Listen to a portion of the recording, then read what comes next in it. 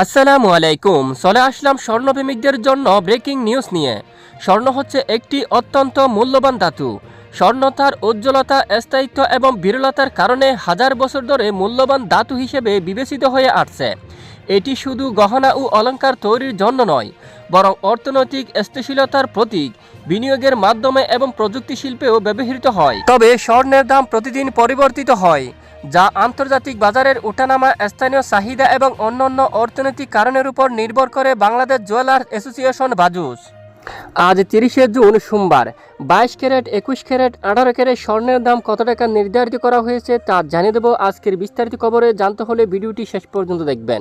ভালো লাগলে লাইক করবেন, চ্যানেলটি সাবস্ক্রাইব করে পাশের বেল বাটনে ক্লিক করে রাখবেন। ভিডিওটি কোন জেলা থেকে দেখছেন অবশ্যই কমেন্ট করে জানিয়ে দিন।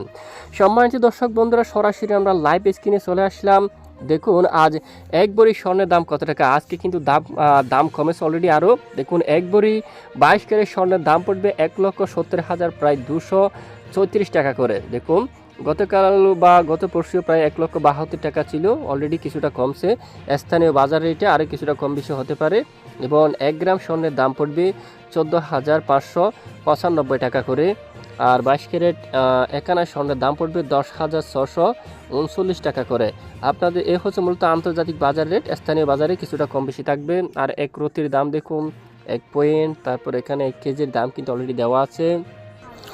আর 21 ক্যারেট স্বর্ণের দাম কত টাকা নির্ধারিত করা হলো দেখুন। এক ভরি 21 ক্যারেট স্বর্ণের দাম পড়বে 1,62,502 টাকা করে এক ভরিতে। দেখুন এছাড়া 1 গ্রামের স্বর্ণ দাম পড়তে পারে 13,932 টাকা করে। 1 আনা স্বর্ণের দাম পড়বে 10,156 টাকা। আর এক রতির দাম দেখুন 1,692 টাকা। 1.1 মিলিগ্রাম, 1 সেন্টিগ্রাম, 1 ডিসিগ্রাম কত টাকা দেখুন এখানে অলরেডি দেওয়া আছে।